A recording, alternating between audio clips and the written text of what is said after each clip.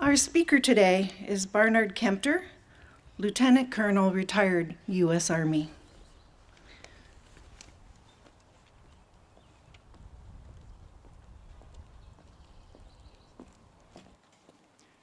Good morning, all.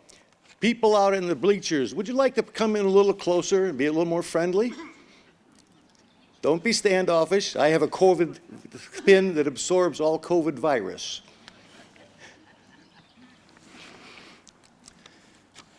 Welcome. It's a pleasure to see so many of you turn out to honor and pay our respects to those who gave our lives while serving our country.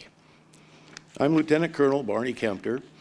I'm an alumnus of Hudson High, class of '62. For those of you who want to do the math, that puts me about 77 years old on that. Many of you have read my posts on Facebook. So I grew up in Hudson. Now you have an opportunity to put the face with those posts and enjoy them. It's history of Hudson going on. 5 years ago, I had the honor of addressing the group at the Memorial Day service here, at which time I brought to life several of those young men who you remembered that were here today. This is a Memorial Day. It is the day we pay homage to all those who have served in the military and didn't come home. This is not Veterans Day. It's not a celebration. It's a day of solemn contemplation over the cost of our freedoms. Memorial Day was born out of necessity. After the American Civil War, a battered United States was faced with the task of burying 600,000 to 800,000 men and women who had lost their lives in that service, both Union and Confederate.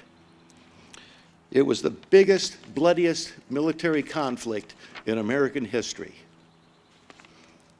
The first national commemoration of Memorial Day is attributed to Arlington Cemetery, May 30th, 1868, where both Union soldiers and Confederates were buried. Several towns across the country claim fame to being the first Memorial Day service, where people went out decorated graves, and which remains a central activity of Memorial Day. But something different has happened in recorded history that we're not aware of. It wasn't until a remarkable discovery in a dusty Harvard archive that in late 1890s, a historian discovered several interesting newspaper clippings and handwritten notes.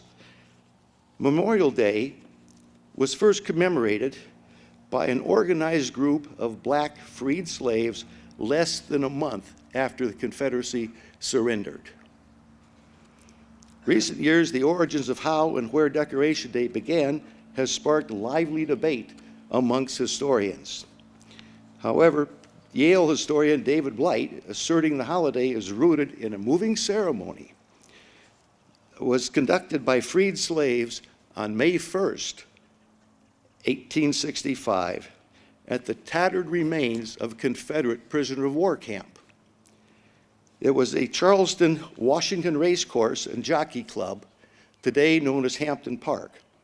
The ceremony is believed to have included a parade of as many as 10,000 people, including 3,000 African-American school children singing the Union marching song, John Brown's Body. They were carrying armfuls of flowers and went to decorate the graves. Interesting that there would be a tie back to Hudson with that song from John Brown. Most importantly, whether Charleston's Decoration Day was the first is attended by Charleston's black community. Mike. Hey, Jay, Mike.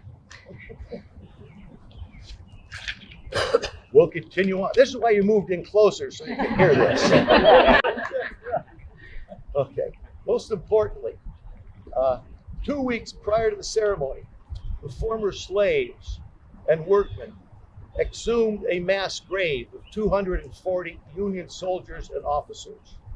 They then took those remains and buried them in individual graves with honors. Now, each soldier was given a proper burial. They constructed a fence to protect the cemetery site and erected a sign over the entrance that reads, "Martyrs of the Racecourse." The dead prisoners of war at the racetrack must have seemed especially worthy of the honor that former slaves had in treating their remains, because there was a tie between the slaves at that time and the Union officers and soldiers, because both suffered imprisonment and mistreatment by their captors. Not surprisingly, many white Southerners who had supported the Confederacy did not feel compelled to spend a day decorating the graves of their former enemies. I can understand that, being in the military. But in following years, it was the African Americans in the South who perpetuated and kept alive the Memorial Day tradition at that time. Now, my generation, probably some of you, grew up listening to the radio and listening to Paul Harvey, the commentator, who at the end of his specials would say, "And now you know the rest of the story." Well, now you too know the rest of the story about Memorial Day. If you visited this morning's tribute to the fallen heroes on what we old-timers referred to as the village green, all the men that were described there shared something in common, and that was their oath and obligation that they swore to. I do solemnly swear that I will support and defend the Constitution of the United States, that I will bear true faith and allegiance to the same, that I will obey the orders of the President of the United States and orders of the officers appointed over me according to regulations and the Uniform Military Code of Justice. So help me God. Now that oath is incurred by those young men and all of us in uniform and who have served.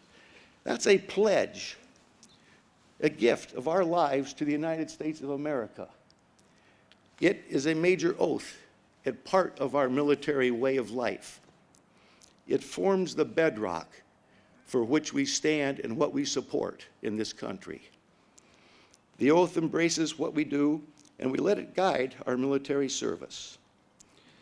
I remember 56 years ago raising my right hand when I took the oath and obligation and enlisted back in April 1st, April Fool's Day, 1965. It's this time stood still because I mentally paused and reflected those words that we said. I was invincible, I thought, at that time, being young on that. And then I came to me the realization, this is no joke. This is for real. As soon as administered the oath of enlistment, I felt a side of patriotism. I had joined something bigger than I was. I thought if I would die, I would be defending the framework and the beliefs of the nation. I would do so willingly because I had taken an oath and an obligation. I chose the military. Part of making that official, the oath, was the promise we made to become a part of an elite group of Americans. We made oral commitment so we'd know what our country means to us and what we would do to defend it, its values, and the right to our freedoms.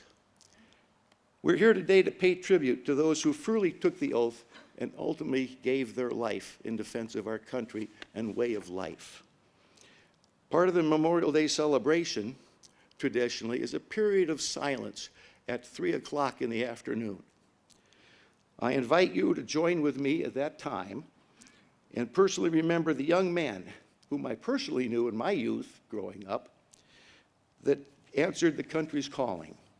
Marine Corps Second Lieutenant Ronald Davison, Marine Corps First Lieutenant Jerry Gorney, Navy Commander John D. Peace III, Air Force Captain Joseph Rosado, Army Sergeant Armour Wilcox III. And more recently, there were two people added to this. They were from Peninsula, and they attended Hudson High School. And they were Army Sergeant Joseph Sabka and Captain Thomas Schaefer. Now, something for those people who have deployed, have gone overseas, away from their families, whether voluntary or involuntary, is the thoughts that run through the soldiers. I am a soldier. I do not choose the time or the place. Convenience is not in my vocabulary. I stand at the ready. When my orders come, I go. I am a soldier. I may not see a child born, a wife, husband, parents, friends. I may never see them again. But willingly and with conviction, I go. I am a soldier. The job that I'm given to do, I will do, even if it costs me my life. I will do it. I am a soldier. A car approaches, a bicycle, a cart. I fix my stare, I hone my senses. I have a short time, but to take action. I show restraint. It's part of my job. I am a soldier. I repair hospitals, schools, homes. I help rebuild smiles for people who I have never met before. This too is part of my job. I am a soldier. I gaze at those around me. In a foreign land, I see a child, a wife, a husband, friends, parents. Oh, how I wish I were home. Oh, how I wish they were mine. I am a soldier. Yes, take me home, but only when the job is done. Only when the job is done. I am a soldier. Thank you. God bless America. God bless you.